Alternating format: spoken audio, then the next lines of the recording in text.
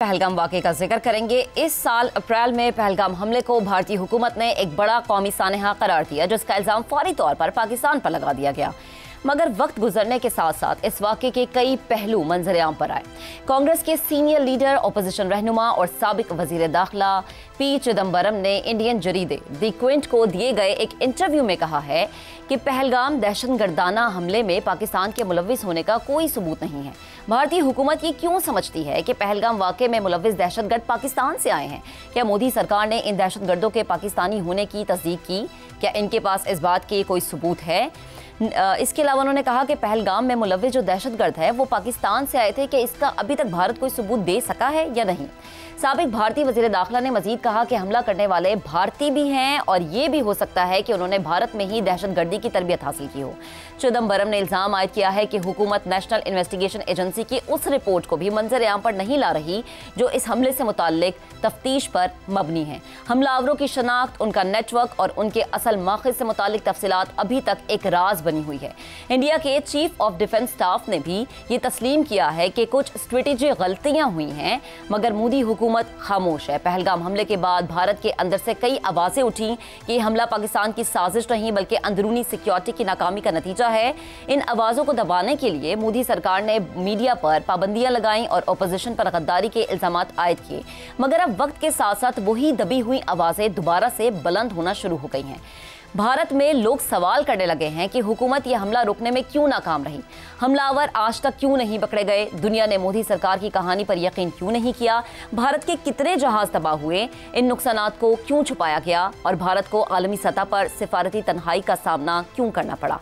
जब चिदम्बरम ने ये सवालात उठाए तो बीजेपी के कई रहनुमाओं ने कांग्रेस पार्टी पर ही पाकिस्तान नवाज होने के इल्जामात लगा दिए। लेकिन सवाल अब भी कायम है कि दुनिया और भारतीय अवाम ये जानना चाहते हैं कि मोदी हुकूमत पहलगाम हमले से जुड़े हक़ाइक़ क्यों छुपा रही है, या फिर ये सच भारत के जमहूरी चेहरे की सबसे तल्ख़ हकीकत बनने जा रहा है।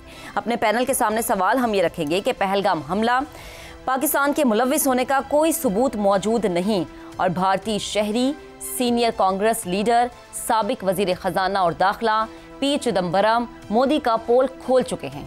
क्या संजीदा असरात मुरतब हो सकते हैं या फिर नहीं? शहजाद चौधरी साहब से सबसे पहले कमेंट लेंगे।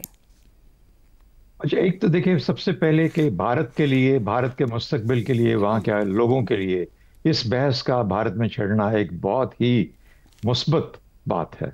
ये बहुत बेहतर, ये एक अच्छे माशरों की निशानी हुआ करती है कि जब आप अपने किसी भी चीज़ को ज़ेर सवाल लेके आते हैं और उसको ज़ेर बहस लेके आते हैं। और ये जो पहलगाम का वाक़या, बेशक पाकिस्तान इसको एक बहुत बड़ा फॉल्स फ्लैग ऑपरेशन कहता है। उस जोम को हमने ज़मीन पे चटाया, वो सब कुछ अपनी जगह पे कायम किया। पाकिस्तान ने अपनी हैसियत को मुकद्दम रखा और भारत के मुकाबले में और बेहतर किया, दुनिया में पहचान हुई। लेकिन भारत की ये जो आपने मिसाल दी, ये बहुत ही उनके लिए बहुत इम्पोर्टेंट है। और जब भी वो मोदी या उसकी मोदी सरकार उस पर उसको बंद करने की कोशिश करेगी, क्लैंप डाउन करेगी, तो भारत का अपना नुकसान है, वो भारत के लिए फ़ायदेमंद नहीं है। अगर ये बहस होती है भारत में तो भारत का अपना उसमें बहुत बड़ा फ़ायदा है। हर मुल्क को इससे सबक लेना चाहिए और ये सीखना चाहिए कि हर चीज़ पे अच्छा हो बुरा हो, जब आप अच्छा करें तब भी बहस करें, जब आप बुरा करें तब भी बहस करें। चंद सवालात मैं छोड़ता हूँ आपके लिए। क्या इस तरह की बहस या इस तरह का मोदी का प्रेशर में आना, क्या उससे मोदी की गवर्नमेंट बदल जाएगी? मोदी से मुराद ये बीजेपी की गवर्नमेंट बदल जाएगी? क्या वहां पर रजीम चेंज हो जाएगी? मेरा नहीं ख्याल, ऐसा नहीं होगा। उनका निज़ाम ऐसा नहीं है। क्या मोदी बदल जाएगा? मोदी बदल सकता है। मैं तो कहता हूं मोदी ना बदले। A known evil is better than unknown evil. He is a known evil to us. हमारे लिए, हमें पता है उसकी सोच क्या है, वो सोचता कैसे है, वो करेगा क्या। इसलिए बेहतर है कि वो रहे जब तक रहे। और शायद इसमें रिलेटिव सेंस में पाकिस्तान का, मैं एक थोड़ा सा सिनिकली कह रहा हूँ, पाकिस्तान का फायदा भी है मोदी के रहने में। तो मोदी रहे तो अच्छी बात है। क्या भारत, क्या कश्मीर का कुछ फायदा पहुंचेगा? मुझे नहीं लगता कोई ऐसी चीज कश्मीर के मामले में, चाहे चिदम्बरम बोले या कोई और बोले। जब ये सरकार में आते हैं, 370 पे कांग्रेस का वोट था राज्यसभा में जिसने इसको बिल बनाया था, इसको कानून में से हटाया था। तो ये कांग्रेस ऐसी नहीं है कि खुदा न खास्ता कोई आपकी पाकिस्तान की दोस्त हुकूमत बन सकती है, सवाल ही पैदा नहीं होता। क्या भारत बदल जाएगा? बदलेगा तो उनका फायदा है, नहीं बदलेगा तो नुकसान है। क्या भारत तबाही की तरफ जाएगा? भारत तबाही की तरफ अगर जाएगा तो खित्ता तबाही की तरफ जाएगा।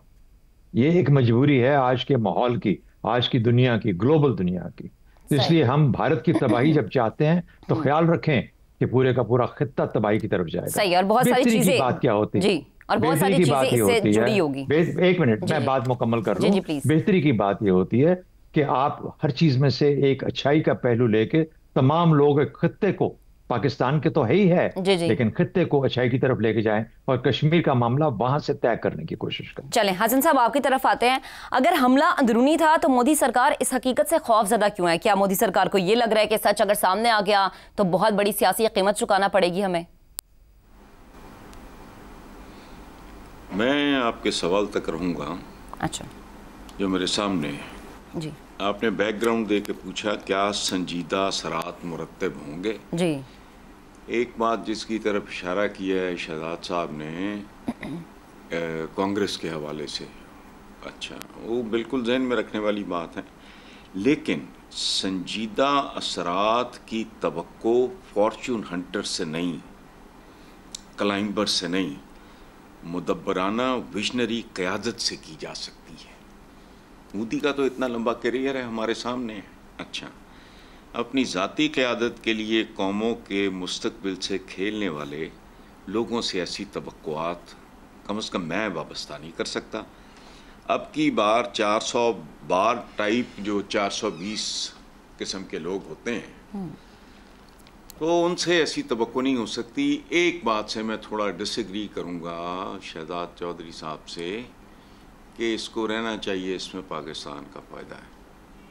पाकिस्तान का फ़ायदा बुनियादी तौर पे उसकी अपने इक़दामात से, यहाँ के हुक्मरानों के अपने अपने मामलात से है।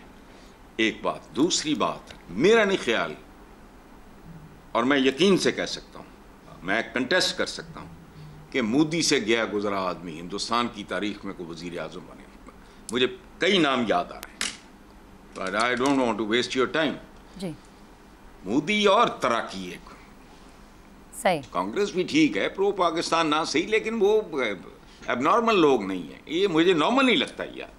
सही। तो ट्रंप के पास खड़ा हो गया नारे लगा रहा है, तो पता नहीं क्या उसके हक में नारे लगा रहा है, वो हंस रहा है बाद में। बड़े अजीब सा आदमी है ये। सही। इसके बारे में एक बड़ी कोई आउटस्टैंडिंग खातून है, उनका नाम भूल गया हूँ, टीवी पे इंडिया के किसी, उसने कहा था कि जिस जमाने का ये अपनी डिग्री क्लेम करता है, मैं खुद थी उस इदारे में, इसका नामो निशान नहीं था। ये तो बिल्कुल ही एक फेक सा आदमी है ना, जैसे हमारे बहुत से फिरते हैं अनपढ़ किस्म के, पर्चियां पढ़ के बोलने वाले और डायलॉग करने वाले, ये वो क्लास है। चल तो मैं बिलीव करता हूँ खानदानियत में और डीएनए में। ठीक है, ठीक है हसन साहब, आपका कमेंट आगे थे। ब्रेक के बाद दोबारा हाजिर होंगे, साथ रहिएगा। Welcome back once again. Zaigham साहब आपकी तरफ आते हैं कि अब ये साबित होने लगा है कि पहलगाम हमले के बाद भारत को बैनुल अक़वामी जो सिफारती तन्हाई है उसका सामना क्यों करना पड़ रहा है? देखिए, महक, आपके पैदा होने से कोई 30-40 साल पहले एक ऐसा दौर गुजरा है जब पाकिस्तानी फिल्मों के हीरो रो रो के गाना गाया करते थे, और उस ज़माने का गाना था, अल्लाह किसी को भी बुरे दिन ना दिखाए, होते हैं बुरे वक्त में अपने भी पराए। ये वो टाइम होता था जब हीरो कंगाल हो जाता था या उसको मार पड़ती थी तो हीरोइन जो है वो जाकर विलन से मिल जाती थी। तो मोदी साहब पे ऐसा ही आजकल दौर है।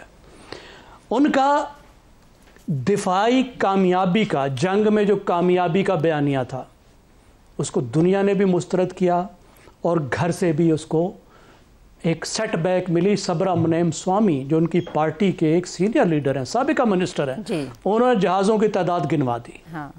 उसके बाद अब हम देख रहे हैं कि उनका जो दहशतगर्दी का बयानिया था, जिसकी बुनियाद पे उन्होंने जंग शुरू की थी, जिसको दुनिया ने तो मुस्तरद कर दिया था, अब उसको क्वेश्चन किया जा रहा है भारत के अंदर से। अब ये जो चिदम्बरम साहब हैं, ये साबिका इंटीरियर मिनिस्टर भी हैं, वजीर दाखिला भी हैं और साबिका वजीर खजाना भी हैं। He is no lightweight, बहुत बड़े आदमी और इंटेलेक्चुअल भी हैं। अब जो वजीर दाखिला रहा हो, उससे ज़्यादा कौन जानता है मुल्क के अंदरूनी सिक्योरिटी के अमूर को, और वो बातें जो आपने बताई कि उन्होंने कहा इसका कोई सबूत नहीं है और ये गालिबन अंदरूनी कार्रवाई है, हाँ। और आपने इस पर जंग भी छेड़ दी, इसके असरात तो होंगे। सबसे बड़े असरात जो हैं वो अंदरूनी असरात जो हैं वो शुरू हो गए हैं। आपने देखा कि 2019 में अगरचे भारत को बड़ी खजालत हुई, उसका जहाज गिरा, लेकिन मोदी साहब ने उसको सियासत के लिए इस्तेमाल किया कामयाबी से। अब की बार आप भारतीय अखबार को देखिए, मीडिया देखिए, वो सब बता रहे हैं कि इस बार मोदी चुप हैं। अभी जो स्टेट्स के इलेक्शन हुए हैं उन्होंने नाम भी नहीं लिया इस सिंदूर का। शुरू में थोड़ा सा नाम लिया फिर गायब हो गया। अब उनकी सियासत में सिंदूर वंदूर का कोई जिक्र नहीं है। इलाकाई तौर पर पाकिस्तान का मौक़िफ़ जो है अब आपको मजबूत होता नजर आ रहा है। बैनुल-अक़वामी तौर पर जो भारत पाकिस्तान का घेराव करना चाह रहा था, जो उसने जंग शुरू की, जो पोटेंशियली एक न्यूक्लियर वार थी जी। उसके पीछे जो उसने बहाना बनाया, उस पर जो बात कर रहा था, उस पर बहुत बड़ी सेटबैक हो रही है। और अगर घर से इतने बड़े लीडर ये बात कर रहे होंगे तो दुनिया में कौन मानेगा। तो मेरे ख्याल में ये बहुत अहम वाकया है। सही, ठीक है। यानी ये अपने मुल्क के अंदर से जो गवाही है ये बहुत ज़्यादा अहम है। रजा साहब आपकी तरफ आते हैं कि कांग्रेस पार्टी में ये सियासी दम है कि वो मोदी हुकूमत को कौमी सलामती के नाम पर सियासी फ़ायदा उठाने से रोक सके? महक देखिए, सबसे पहले तो मैं हसन साहब ने कहा था कि मोदी नॉर्मल नहीं लगता उनको, तो मैं उनकी याद दहानी के लिए ये दोहराना चाहता हूँ कि मोदी जी ने खुद कहा था कि वो तो इंसान ही नहीं है, उनको परमात्मा ने लोगों की खिदमत के लिए भेजा, बायोलॉजिकल उनकी पैदाइश नहीं। अब कोई शख्स अगर अपने बारे में ऐसा दावा करे तो यकीनन उसका दिमागी मायना तो जरूरी हो जाता है। तो इसलिए मैं उनकी बात की तायीद ही कर रहा हूँ, लेकिन मैंने कहा जरा उसमें इजाफा कर दूं। अब बात यह है कि दूसरी जो आपने बात कही कि क्या अपोजिशन, इससे देखिए अपोजिशन तो भरपूर फायदा उठा रही है। आज बड़ी इस वक्त धुआंधार तकारीर हो रही है लोकसभा में, जहाँ पे ये सवाल बारहा पूछा जा रहा है कि क्या वजह है कि अभी इतने दिन गुजरने के बावजूद पहलगाम के जो दहशतगर्द सो कॉल्ड हैं उनको नहीं पकड़ा गया, वो कहाँ पर है। और बड़े तुंदो तेज सवालात भी हुए। ऊपर से चिदम्बरम जी जो है साबिक होम मिनिस्टर इंडिया के, उन्होंने भी कह दिया कि भी पाकिस्तान का अगर इन्वॉल्वमेंट कोई है तो सबूत कहाँ पर है। अब इससे बड़ी तो कोई मैं समझता हूँ कि मोदी सरकार के लिए एक जलालत की बात नहीं हो सकती कि उनकी अपनी जो बाकी सियासी कुव्वतें जो है वो ये कह रहे कि आपने पाकिस्तान के ऊपर इल्ज़ाम लगाकर बगैर सबूत के बाकायदा जंग का आगाज कर दिया और उसमें आपको कोई फ़ायदा भी नहीं हुआ, उल्टा आपके जहाज़ गिराए गए, दुनिया में हजीमत हुई, सफारती तन्हाई का सामना हुआ। तो ये सवाल बिल्कुल मोदी के आड़े आएगा। अब मैं ये समझता हूँ, अगर आप हमारे खित्ते की तारीख देखें कि जंगों में अगर जीत नहीं होती तो उस लीडर का फिर मुश्किल हो जाता है ठहरना। उनको किसी ना किसी पॉइंट के ऊपर पब्लिक ओपिनियन भी और वो जो है उनके खिलाफ हो जाता है, और ये मोदी के खिलाफ हो रहा है।